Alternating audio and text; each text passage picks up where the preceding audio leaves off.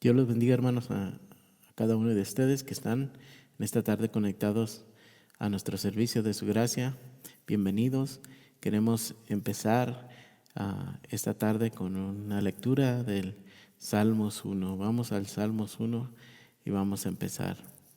Salmos 1 dice, hermanos, bienaventurado el varón que no anduvo en consejo de malo, ni estuvo en camino de pecadores, ni en silla de escarnecedores se ha sentado, sino que en la ley de Jehová está su delicia, y en su ley medita de día y de noche. Será como árbol plantado junto a corrientes de agua, que da su fruto a su tiempo, y sus hojas no caen, y todo lo que hace prosperará. Y luego dice, no así los malos, que son como el tamo que arrebata el viento. Por tanto, no se levantarán los malos en el juicio, ni los pecadores en la congregación de los justos, porque Jehová conoce el camino de los justos, mas la senda de los malos perecerá. Gracias te damos, Señor, en esta tarde, por permitirnos estar aquí una vez más. Te pedimos en esta tarde, Señor, que tu presencia, Señor, nos ayude, Señor, y que tu Espíritu Santo nos ilumine al estudiar tu palabra.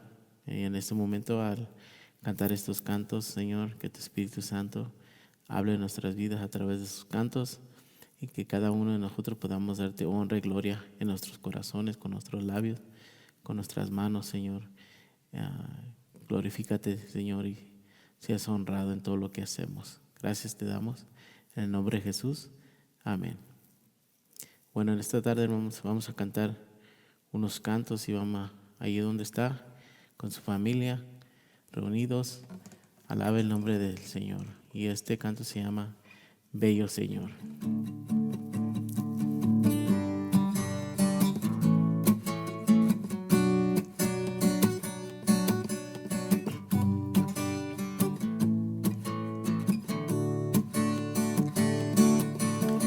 Grandes y tan grandes tu infinito amor, pues en la cruz hallado el perdón.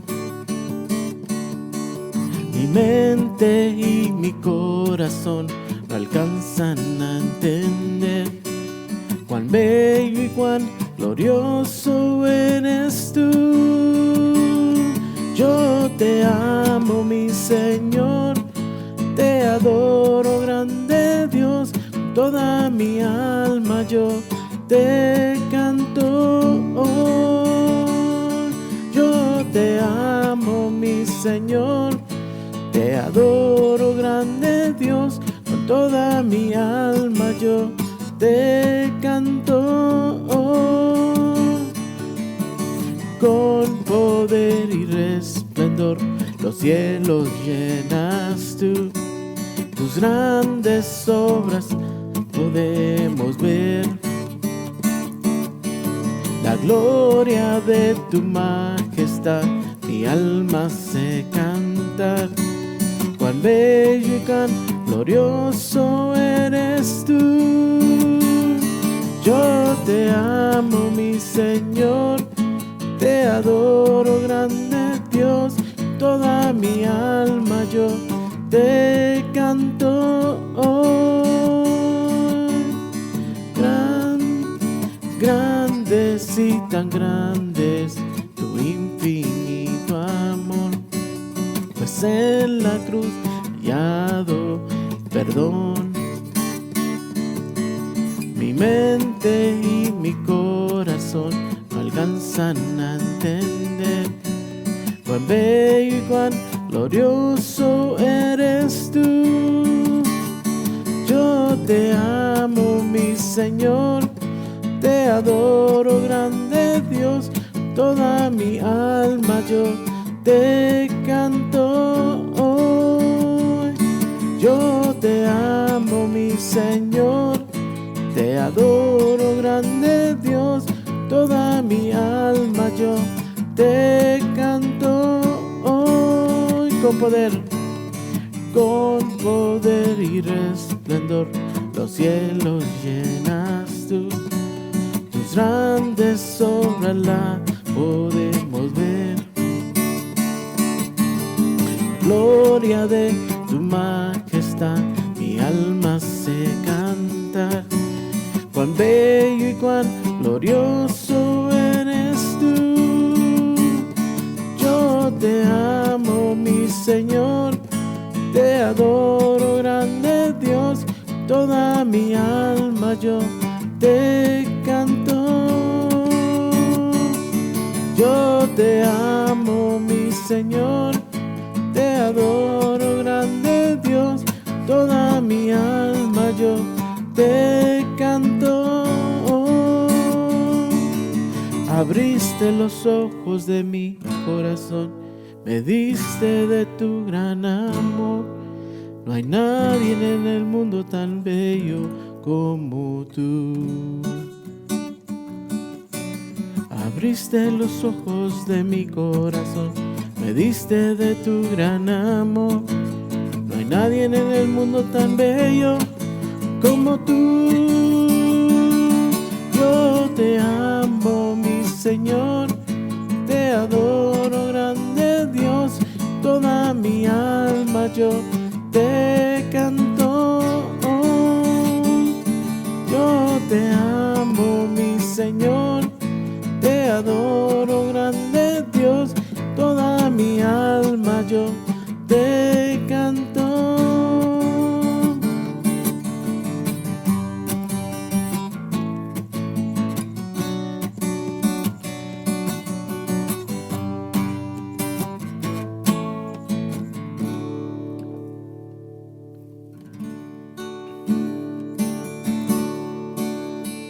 Gracias te damos, Señor. Te anhelamos cada día, Señor. Te anhelo, te anhelo. He venido a decirte que quiero estar junto a ti. Te anhelo, te anhelo.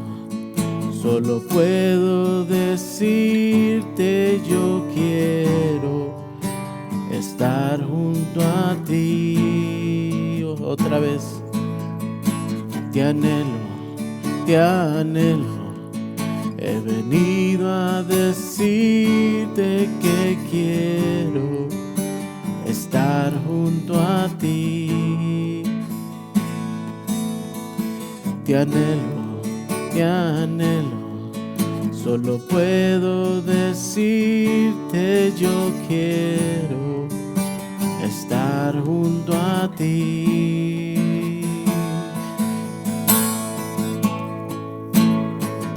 Es en ti donde encuentro mis fuerzas, la fe, la pureza, la unción y el poder.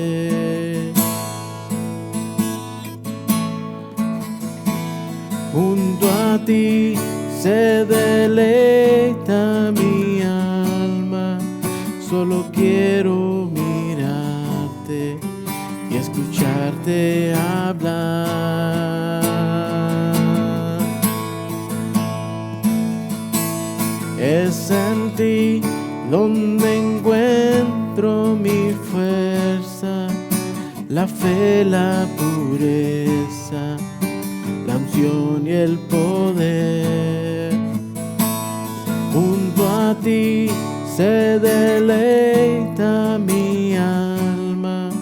Solo quiero mirarte y escucharte hablar.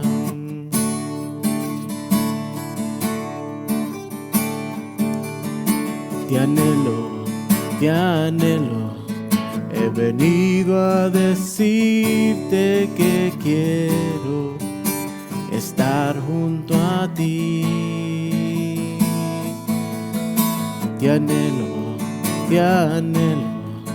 Solo puedo decirte yo quiero estar junto a ti. Es en ti.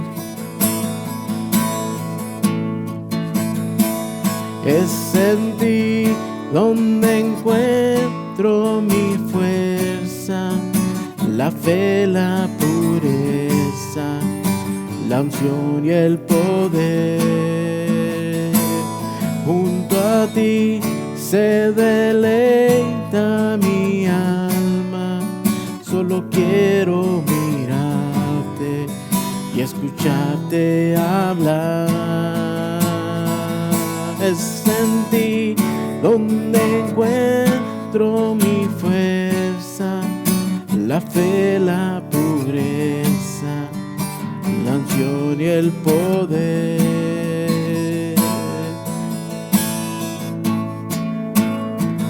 Junto a ti se deleita mi alma.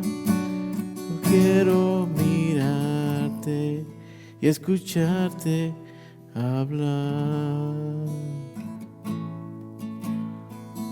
Es en ti donde encuentro mi fuerza, la fe, la pureza, la unción y el poder.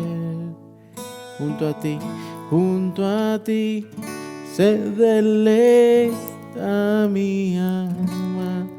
Solo quiero mirarte y escucharte hablar.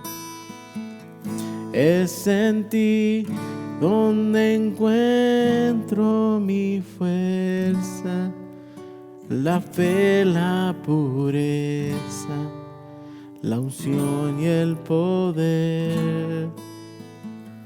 Junto a ti se deleita mi alma.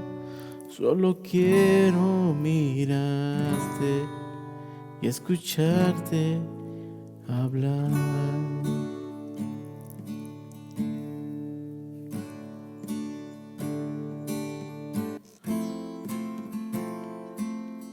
De mañana me presentaré a ti.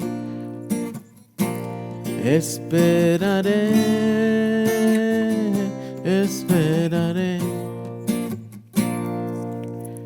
Cuando traiga mi oración, escúchame. Esperaré.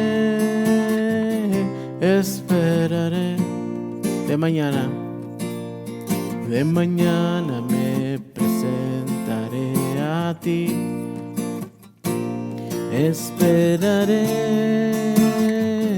Esperaré. Cuando traiga mi oración, escúchame. Esperaré.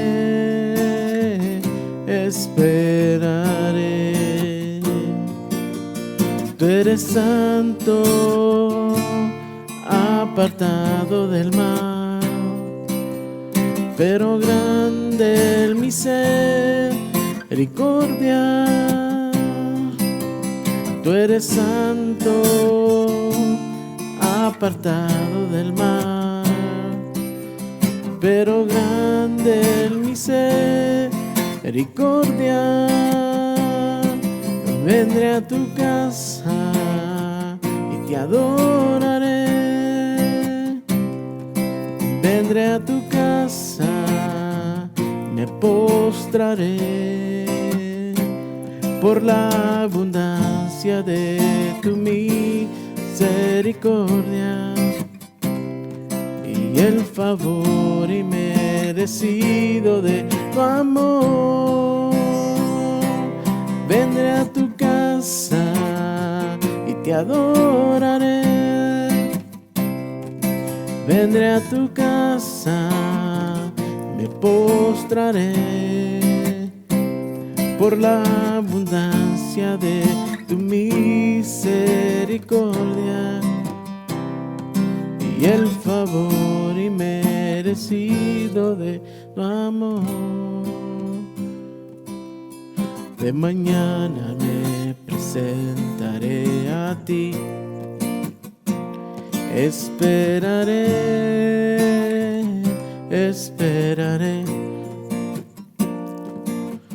Cuando traiga mi oración, escúchame. Esperaré. Tú eres santo, apartado del mal, pero grande en misericordia. Tú eres santo, apartado del mal, pero grande en misericordia. Vendré a tu casa, te adoraré. Vendré a tu casa, me postraré por la abundancia de tu misericordia y el favor inmerecido de tu amor. Vendré a tu casa, te adoraré. Vendré a tu casa, me postraré por la abundancia de tu misericordia y el favor inmerecido de tu amor. Vendré a tu casa, te adoraré. Vendré a tu casa, me postraré por la abundancia de tu misericordia y el favor inmerecido de tu amor. Vendré a tu casa y te adoraré. Vendré a tu casa, me postraré por la abundancia de tu misericordia y el favor inmerecido de tu amor. Gracias te damos, Señor, por este tiempo. En esta tarde, Señor, te pedimos que abras nuestros corazones para recibir tu palabra y que tú seas glorificado. En el nombre de Jesús, amén. Bienvenidos, hermanos, una vez más a nuestros estudios de los jueves.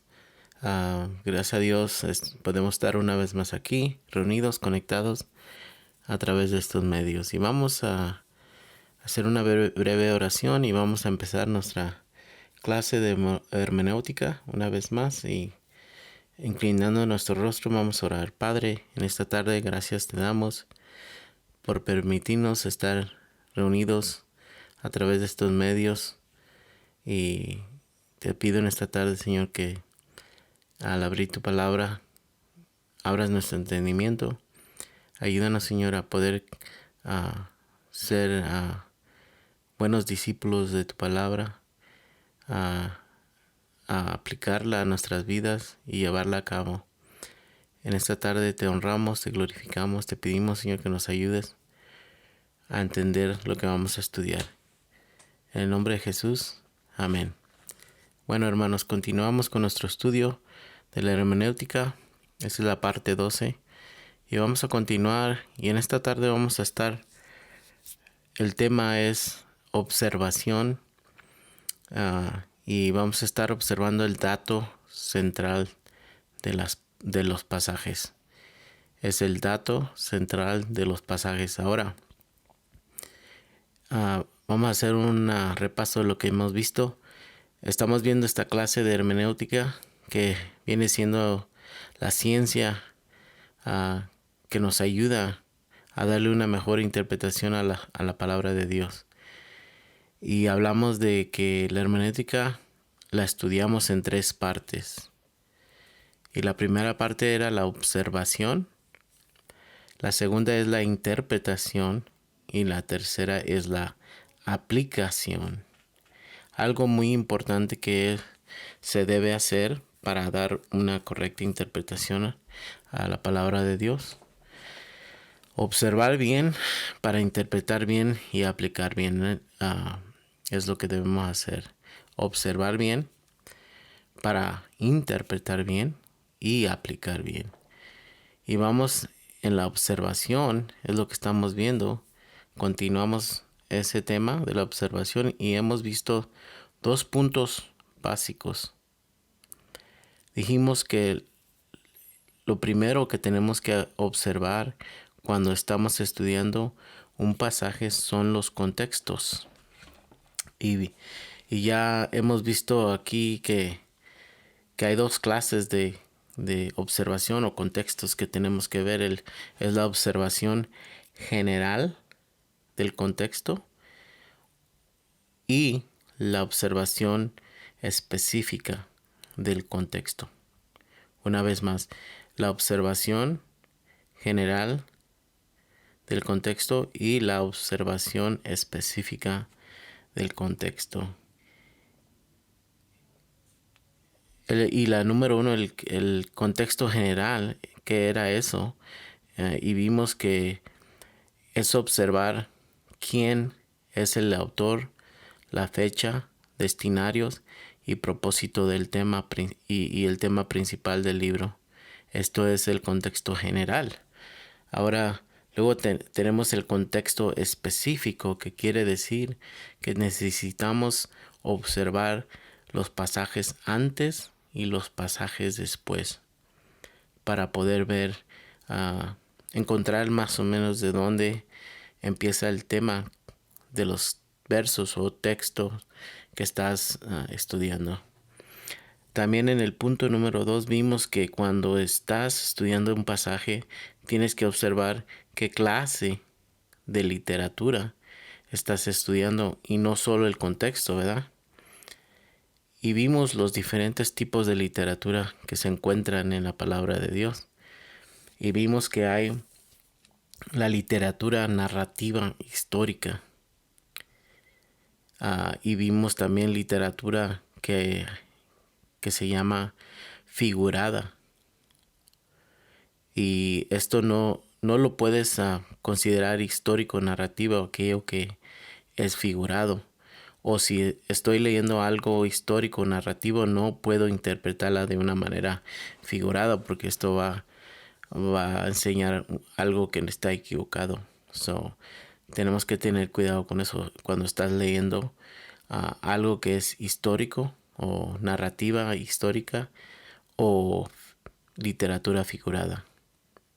También hay literatura profética y vimos que también hay literatura ética moral y vimos que libros que hablan de la ética moral son como Proverbios, Salmos y también Cantares, también los libros de Pablo, los que Pablo escribió.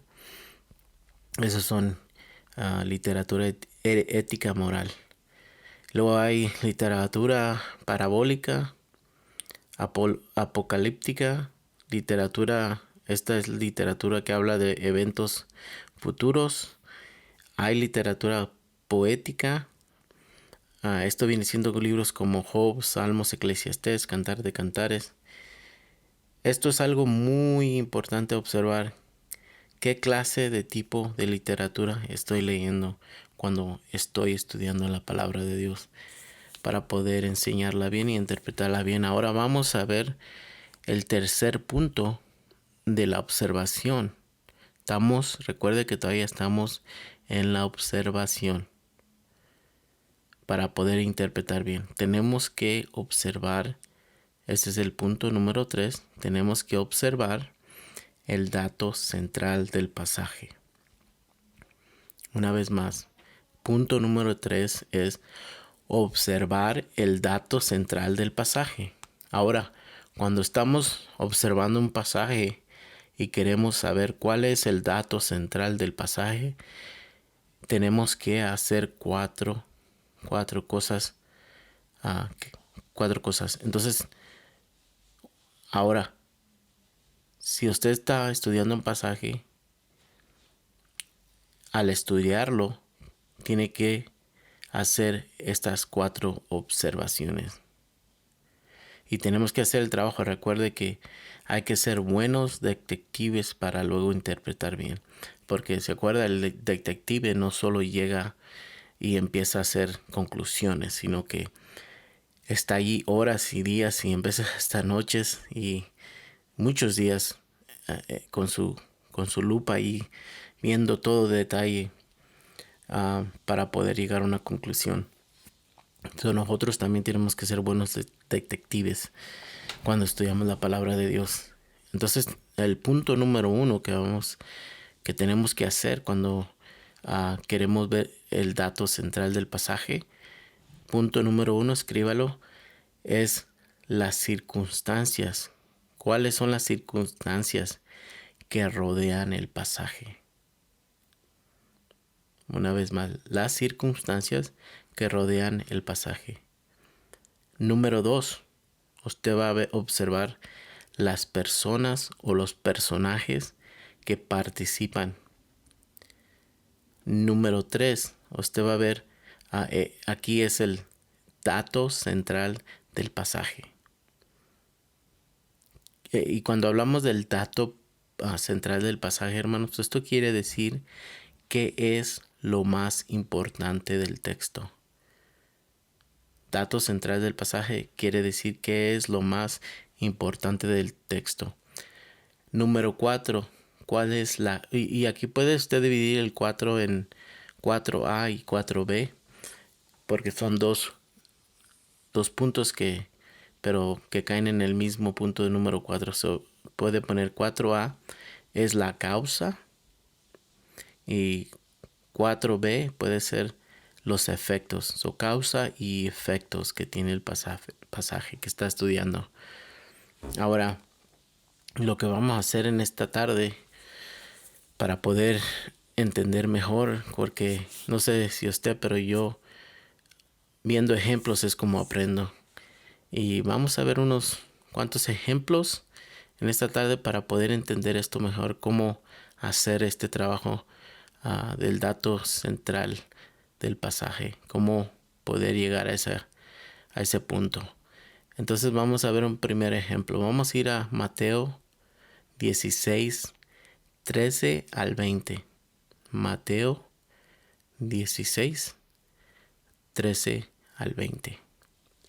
Dice, le voy a leer en el versículo 13, vamos a ir hasta el 20. Dice, viniendo Jesús a la región de Cesarea de Filipo, preguntó a sus discípulos diciendo, ¿quién dicen los hombres que es el Hijo del Hombre? Ellos dijeron unos dicen Juan el Bautista, otros Elías y otros Jeremías o algunos de los profetas. Él les dijo, ¿y vosotros quién decís que yo soy? Respondió Simón Pedro, dijo, tú eres el Cristo, el Hijo del Dios viviente. Versículo 17, entonces les respondió Jesús, bienaventurado eres, Simón, hijo de Jonás, porque no te lo reveló carne ni sangre, sino mi Padre que está en los cielos. Versículo 18, y yo también te digo que tú eres Pedro, y sobre esta roca edificaré mi iglesia, y la puerta del Hades no prevalecerá contra ella. Y a ti te daré las llaves del reino de los cielos, y todo lo que atares en la tierra será atado en los cielos, y todo lo que desatares en la tierra será desatado en los cielos. Entonces mandó a sus discípulos que a nadie dijesen que él era Jesús el Cristo. Ok, ya leímos los versos, vamos a hacer este trabajo de encontrar el dato central del pasaje. Vamos a ver el punto número 1, que es cuáles son las circunstancias del pasaje. Entonces, como es la primera vez, pues voy a usar estos versos para sacar ese punto. Y podemos ver que la gente, las circunstancias del pasaje era esto, que la gente tenían duda de quién era Jesús. Y también Jesús deseaba probar qué pensaban sus discípulos de él. Y esto usted lo puede ver, sí lo puede ver en cómo empieza el pasaje. En el versículo 13 dice, viendo Jesús, o viniendo Jesús a la región de Cesarea de Filipo, preguntó a sus discípulos, diciendo, ¿quién dicen los hombres que es el Hijo del Hombre? Jesús les pregunta, ¿qué están diciendo de mí? ¿Qué es lo que la gente piensa de mí? ¿Quién dicen ellos que yo soy? Y los discípulos, ellos dicen, bueno, hay gente que piensa que eres uno de eres Juan el Bautista, o otros piensan que eres Elías, o otros Jeremías, y hay otros que a lo mejor ellos piensan que eres un profeta, uno de los profetas. Y aquí vemos que las circunstancias que estaban pasando aquí son estas. Habían muchos preguntándose quién era Jesús, que si él era el Hijo de Dios o el Mesías. Y es algo muy importante que todos necesitamos saber, ¿no? Que ¿quién es Jesús para ti? ¿Será un profeta nomás, uno de los profetas, o otro profeta, o un buen hombre, como dicen muchos? ¿O es el Dios encarnado en un cuerpo como nosotros, que vino a morar entre nosotros para llevar a cabo su plan de llevar nuestros pecados en la cruz en un cuerpo como de nosotros? ¿Quién es Jesús? Una pregunta muy importante, ¿no? Y no vamos a hacer la interpretación, pero eso ya más adelante. Pero las personas querían saber quién era Jesús. Y Jesús también quería saber qué es lo que los discípulos pensaban de él. No es que no sabía él que pensaban de él, pero es para que ellos vieran qué es lo que ellos pensaban de Jesús mismo. En dónde estaban ellos en su pensar de Jesús. Si en verdad ellos creían que Jesús era Dios. Entonces, los personajes, vamos a ver punto número 2. Los personajes o las personas que participan aquí en estos versos. Entonces, las personas que tenían dudas son número 1. También los discípulos, los profetas, porque se acuerdan dijeron Juan el Bautista, Elías, Jeremías o uno de los profetas. Pero los personajes principales, algo muy importante del pasaje, son Jesús y Pedro, porque es muy importante lo que le dice Jesús a Pedro y lo que él responde. Entonces estas son las personas y los personajes que participan. Punto número 2.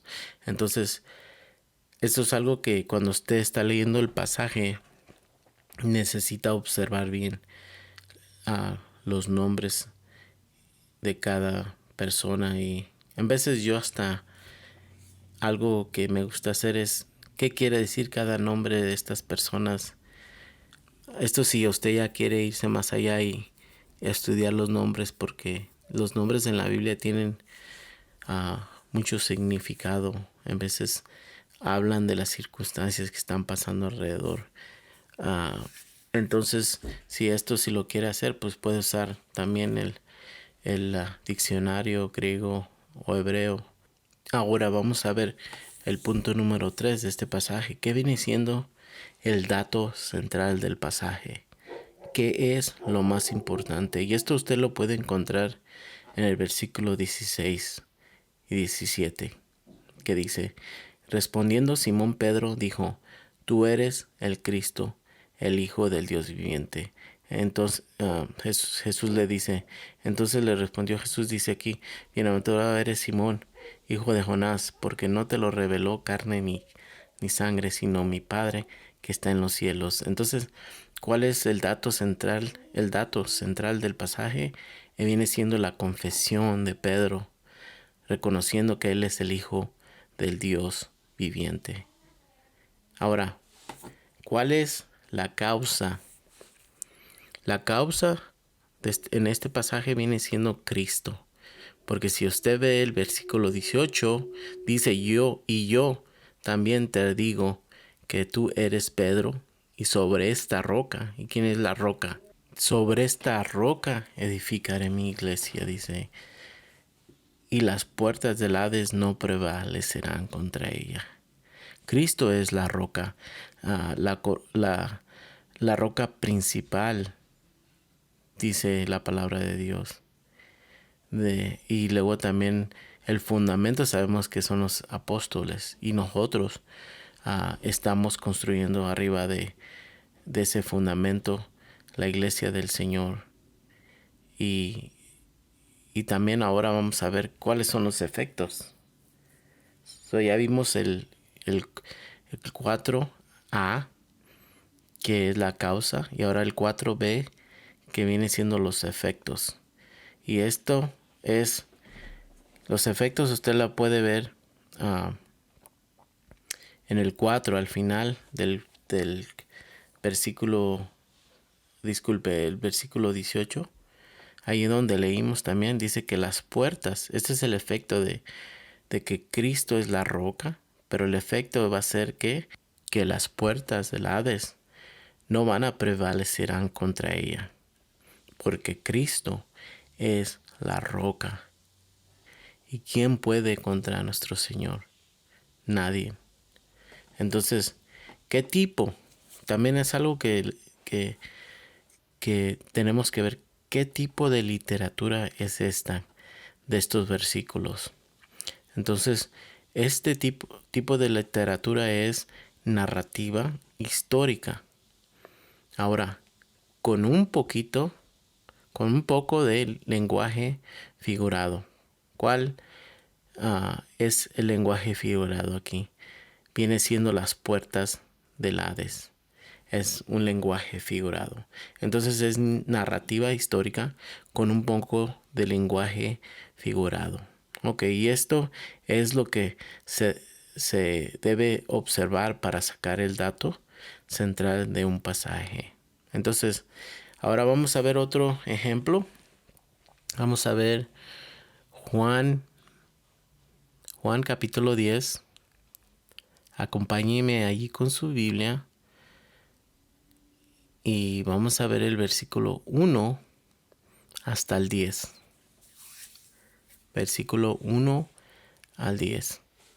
Y empezamos ahí en versículo 1. Dice, Juan 10:1 dice, de cierto os digo, el que no entra por la puerta en el redil de las ovejas, sino que sube por otra parte, ese es ladrón y salteador. Mas el que entra por la puerta, el pastor de las ovejas es, a éste abre el portero, y las ovejas oyen su voz. Y a sus ovejas llama por nombre y las saca. Dice el 4. Y cuando ha sacado fuera todas las propias, va delante de ellas, y las ovejas lo siguen, porque conocen su voz. Mas el extraño no seguirán, sino huirán de él, porque no conocen la voz de los extraños. Verso 6. Esta alegoría les dijo Jesús, y Jesús aquí mismo nos va a decir qué tipo de literatura es. Y luego sigue diciendo, pero ellos no entendieron qué era lo que les decía Jesús. Y aquí estamos viendo que Jesús es el buen pastor, pero el versículo 7 dice, volvió pues Jesús a decirles, de cierto os digo, yo soy la puerta de las ovejas. Todos los que antes de mí vinieron, ladrones son y salteadores, pero no los oyeron las ovejas. Yo soy la puerta, el que por mí entrare será salvo, y entrará y saldrá y hallará pastos. El ladrón no vino sino para hurtar y matar y destruir. Yo he venido para que tengan vida y para que la tengan en abundancia.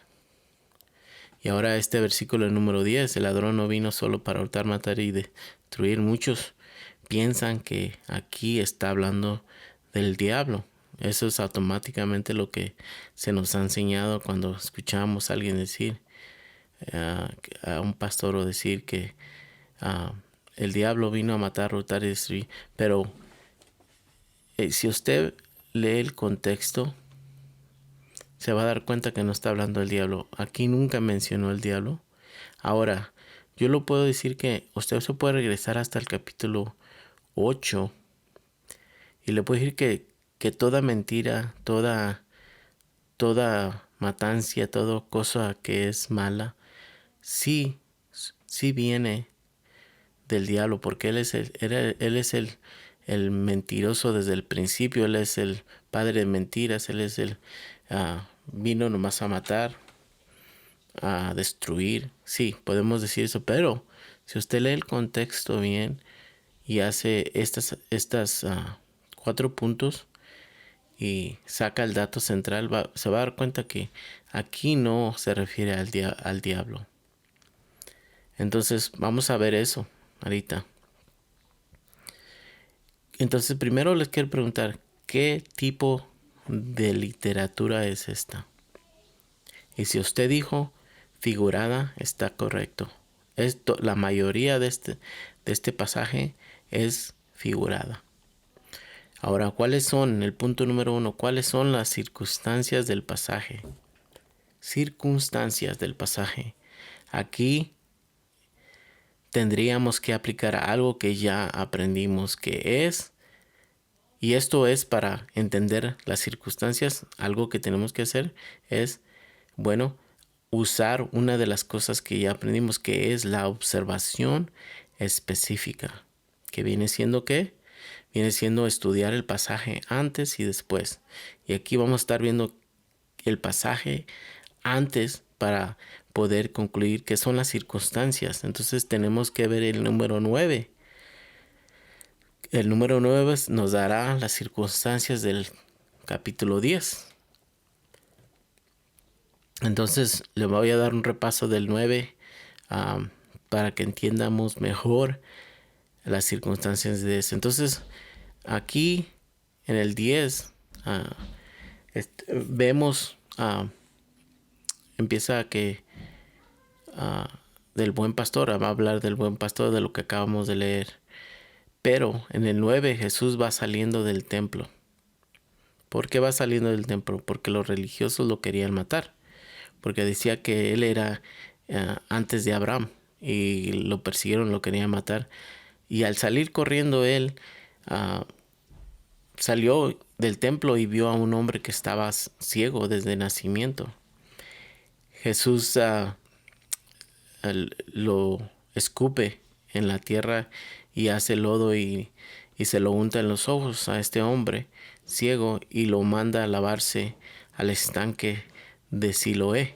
Y regresó él viendo, siendo sanado.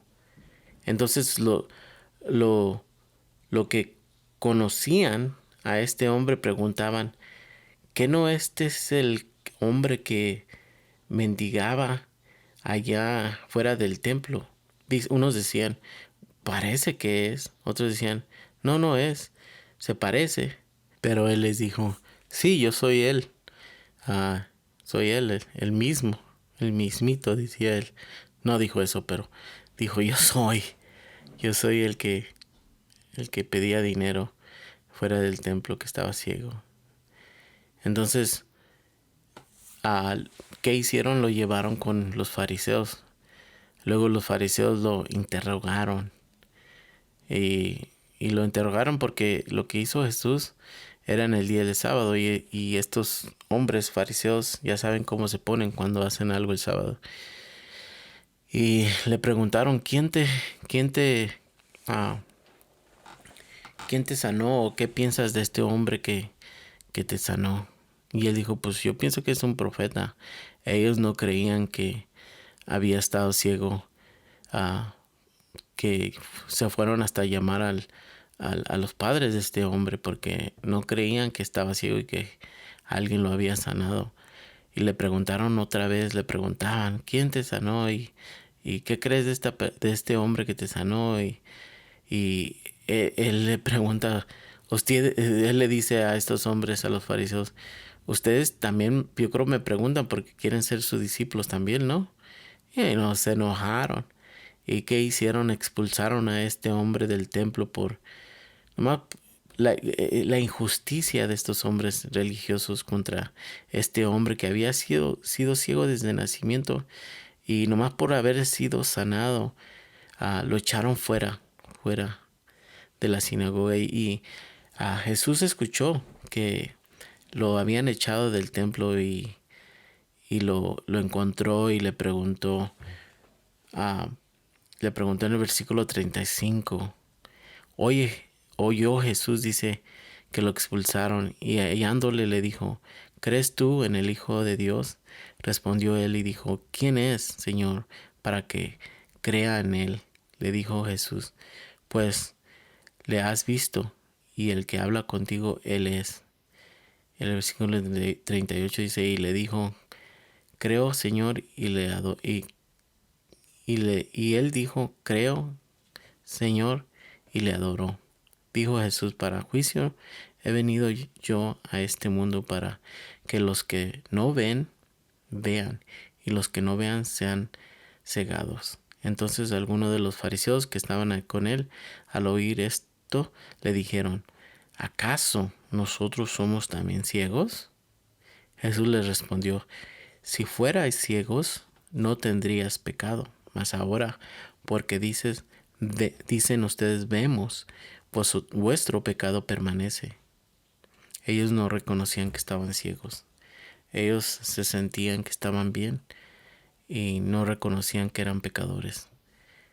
Entonces, después de aquí surge el capítulo 10. Esta es la circunstancia de cómo habían expulsado a un hombre que Jesús había sanado. Estas son las circunstancias, hermanos. Entonces, las personas aquí en este pasaje, las personas o los personajes que participan aquí es el ladrón, el salteador, el extraño, el pastor, las ovejas, el redil o el portero. Entonces, el dato central, número 3, el dato central del pasaje, que es lo más importante, lo que quiere decir el dato central es que Jesús es el buen pastor. Esto es el dato central, que Jesús es el buen pastor que da su vida por las ovejas. Y esto lo puede ver en el versículo 9 y 10. Yo soy la puerta. El que por mí entra será salvo, y entrará y saldrá y hallará pastos. El ladrón no vino sino para hurtar y matar y destruir. Yo he venido para que tengas vida y para que la tengas en abundancia.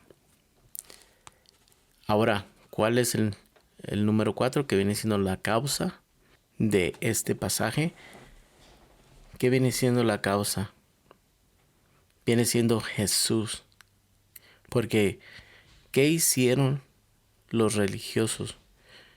Echaron fuera a un hombre de la sinagoga porque Jesús lo había sanado. Entonces, si nos hacemos la pregunta, ¿quiénes son los ladrones y salteadores de este pasaje? Si lo aplicamos en contexto, el ladrón y los salteadores, ¿quién viene siendo? Vienen siendo los fariseos, que no entran por la puerta, sino por otro lado. Son los falsos líderes que dirigen al pueblo por el mal camino y sacan de la gente para sus beneficios y no dirigen a la gente al buen pastor que da vida. Y esto, si usted quiere leer algo más de esto, puede encontrar en Ezequiel 34 de los falsos maestros en el Viejo Testamento que no cuidan a las ovejas. Entonces, si lo quiere leer, ahí lo puede estudiar. Entonces, el efecto, ¿cuál es el efecto? Bueno, el efecto es que ahora este hombre tiene vida eterna y tiene una vida abundante en el Señor, que su cegadura física fue quitada, fue sano. Y no solo eso, lo más importante es su cegadura espiritual. Ahora él pudo ver, fue salvo, se entregó al Señor, se postró y adoró al Señor, al verdadero Dios que es Jesucristo, ¿verdad? Ahora, otro ejemplo, vamos a ver otro ejemplo. Y este viene siendo, lo encontramos en Juan 2, Juan 2, capítulo 2, versículo 1 al 11. Y hay muchos que usan esta historia para excusa, para tomar. Y muchos dicen, bueno, aquí Jesús convirtió el agua en vino y eso quiere decir que Jesús aprueba que podemos tomar. Pero en realidad necesitamos ver qué es el dato central de este pasaje. ¿Viene siendo el hacer agua en vino? ¿Eso será? Bueno, pues hay que estudiarlo para ver si esto es. Y vamos a llegar a una conclusión. Entonces estas son las bodas de Canaán. Entonces versículo 1 dice, y al tercer día se hicieron unas bodas en Canaán de Galilea. Y estaba allí la madre de Jesús, y fueron también invitados a las bodas Jesús y sus discípulos. Y faltando el vino, la madre de Jesús le dijo, no tienen vino. Jesús le dijo, ¿qué tienes conmigo, mujer? Aún no ha venido mi hora. Su madre dijo a los que servían, haced todo lo que os dijere, lo que os dijere. Y estaban allí 6 tinajas de piedra para agua, conforme al rito de la purificación de los judíos, en cada una de las cuales cabían 2 o 3 cántaros. Y Jesús les dijo, llenar estas tinajas de aguas, y las llenaron hasta arriba.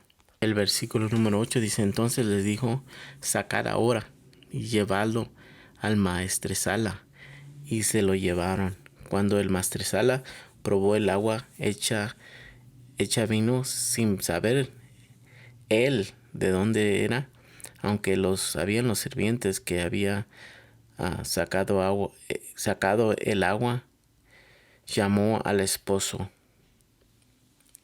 y le dijo, todo hombre sirve primero el buen vino, y cuando ya han bebido muchos, entonces sacan el inferior, ¿no? Y mas tú has, dice, reservado el buen vino hasta ahora. Este principio de señales hizo Jesús en Caná de Galilea y manifestó su gloria, y sus discípulos creyeron en él. Vamos hasta el 11 nomás, pero ¿cuáles son las circunstancias de este pasaje? Usted las puede encontrar en el versículo 1 y 2. Las circunstancias son que Jesús, su madre y sus discípulos fueron invitados a las bodas de Canaán de Galilea. Estas son las circunstancias. Ahora, ¿cuáles son los personajes y las personas? Bueno, si usted ve ahí, puede ver María, Jesús, a los discípulos, el maestresala y los esposos. Entonces, también, punto número 3, ¿qué es el dato central de este pasaje? Y no es, por seguro que no es el convertir el agua en vino. El dato central de este pasaje, hermanos, es esto. Lo va a encontrar en el versículo 11. Este principio de señales hizo Jesús en Canaán de Galilea y manifestó su gloria. Y sus discípulos, ¿qué? Creyeron en él. Sí, Jesús usó las circunstancias, pero eso de hacer el vino en agua no era el dato central. Dios usó estas circunstancias de las bodas para mostrar su gloria. Pero el propósito del dato central es que sus discípulos creyeran en él. También, sabe, usted puede regresar a la regla de la observación general, que observa el propósito o la razón por la cual se escribió el libro. Y usted puede conectar estos dos puntos, que era la observación general, ¿se acuerda? Porque para qué se escribió el libro de Juan. Y vimos esto, y era para que crean que Jesús es el Mesías y el Hijo de Dios, y todo el que cree tenga vida eterna. Entonces, y esto lo puede ver usted en Juan 20, versículo 30 y 31, el propósito del libro. Hizo además Jesús muchas otras señales en presencia de sus discípulos, las cuales no están escritas en este libro, pero las que se escribieron, han sido escritas para que creáis que Jesús es el Cristo, el Hijo de Dios, y para que creyendo tengáis vida en su nombre. Entonces, esto es el dato central, que crean en Jesús. Ahora, ¿cuál es la causa? La causa es Jesús otra vez, la causa de todo esto, porque Él hizo el milagro y ellos a través de eso miraron que Jesús es el Hijo de Dios. Entonces el efecto viene siendo continuar creyendo que Jesús es Dios. Creyendo que Jesús es Dios es el efecto. Cuando usted lee el libro de Juan y lo estudia todo, usted va a ver que su fe va a crecer y va a seguir creyendo en Jesús como Dios. Ahora, vamos a ver un ejemplo más en Romanos 3:20 al 25. Romanos 3:20 al 25 dice el versículo 20, ya que por las obras de la ley ningún ser humano será justificado delante de él, porque por medio de la ley es el conocimiento del pecado.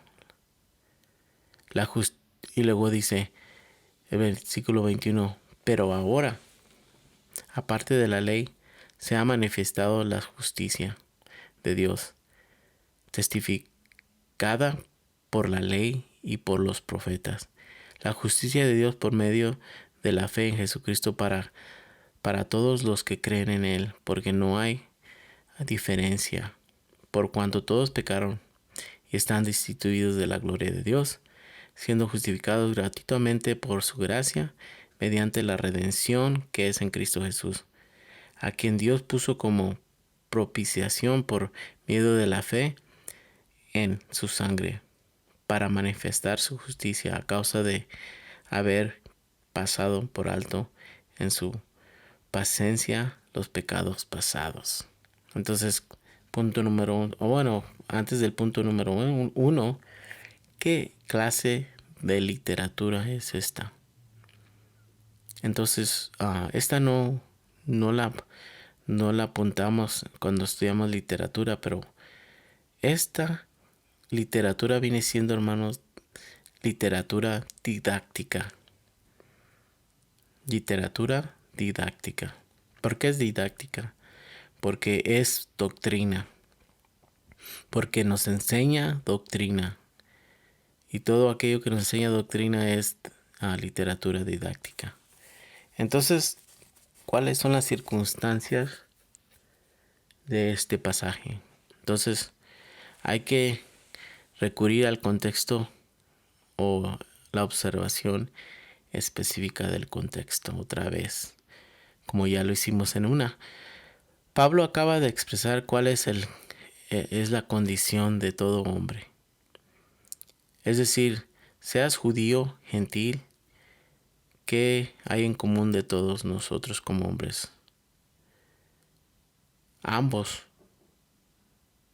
son culpables del pecado. Todos nosotros somos culpables del pecado. Si leemos el versículo 10, te darás cuenta. Dice, como está escrito, no hay justo ni aún uno hay. Entonces, no hay ningún justo. Todos somos culpables delante de Dios. Entonces, ¿cuáles son los personajes aquí? También el punto número 2, personajes o personas participando aquí. Esto viene siendo todo ser humano, Dios, Jesús y los profetas. ¿Y cuál es el dato central de este pasaje? El dato central usted lo va a encontrar en el pasaje, en el versículo 24 y 25, que viene siendo que dice, siendo justificados gratuitamente por su gracia, mediante la redención que es en Cristo Jesús, a quien Dios puso como propiciación por medio de la fe en su sangre, para manifestar su justicia a causa de haber pasado por alto en su presencia los pecados pasados. El dato central, hermanos, de este pasaje es la justificación de Cristo Jesús. Es la justificación por medio de Jesucristo, nuestro Salvador. Entonces, ese es el dato central. ¿Cuál es la causa? Bueno, la causa usted la encuentra en el versículo 23, que viene siendo por cuanto todos pecaron, están destituidos de la gloria de Dios. El pecado de todo hombre causó todo esto. Que Cristo viniese y morir en la cruz por nuestros pecados, para que después nosotros fuésemos justificados delante de Dios a través de lo que Cristo hizo en la cruz por nosotros. Porque el hombre nunca pudo ser justo, nunca podemos ser justos por lo que hacemos, por nuestras obras. Sin Dios no podemos llegar a ser justificados o estar bien delante de Dios a través de lo que hacemos, sino que tuviéramos que ser perfectos, y el único que fue perfecto es Jesucristo. La palabra de Dios nos lo dice, que Él es perfecto y que Él es el que cumplió la ley a la perfección. Y por eso ahora nosotros, a través de lo que Cristo hizo, nosotros somos justificados delante de Dios. Ahora, ¿cuál fue el efecto que les estoy diciendo? Es la justificación de nuestros pecados. Y eso usted lo encuentra en el versículo 25. Dice, a quien Dios puso como propiciación por medio de la fe en su sangre, para manifestar su justicia a causa de haber pasado por alto en su paciencia, los pecados pasados. ¿Qué fue el efecto? Que somos justificados. Estamos bien delante de Dios por medio de lo que Cristo hizo en la cruz. Amén. Entonces, hermanos, ahí lo vamos a dejar. Esto es el estudio de hermenéutica. Estamos este viene siendo la número 12, parte número 12. Y vimos el dato central del pasaje. Y estamos en la parte de la observación todavía. Y parece que vamos a ver uno más de la observación. Y ya vamos a continuar con el segundo punto, que viene siendo interpretación. Entonces aquí lo dejamos, y ojalá usted pueda buscar otros pasajes y hacer la práctica. Y si usted es uno de los que se apuntó a la clase cuando la tuvimos una vez, entonces si usted encuentra un pasaje y lo estudia y puede encontrar sus puntos y quiere platicarlos conmigo, ya sabe, ahí puede usted, cuando tenga tiempo, podemos hablar de estas cosas y a ver cómo le está yendo. Y le doy gracias a Dios por cada uno de ustedes. Ojalá se encuentren bien y Dios los siga bendiciendo y que sigan aprendiendo, creciendo en las cosas de Dios para poder llevar a cabo una vida que le agrada al Señor. Amén. Bueno, vamos a hacer una oración y nos despedimos. Padre, en esta tarde, gracias, Señor, te damos por tu bondad, tu gracia, Señor, por tu sacrificio en la cruz que hiciste por nosotros, para que nosotros pudiésemos ser justificados delante de ti. Gracias te damos, Señor, por este tiempo, Señor, y que cada uno de mis hermanos, Señor, puedan usar estas reglas, estos puntos para poder entender tu palabra mejor. Te honramos, te glorificamos, en el nombre de Jesús. Amén.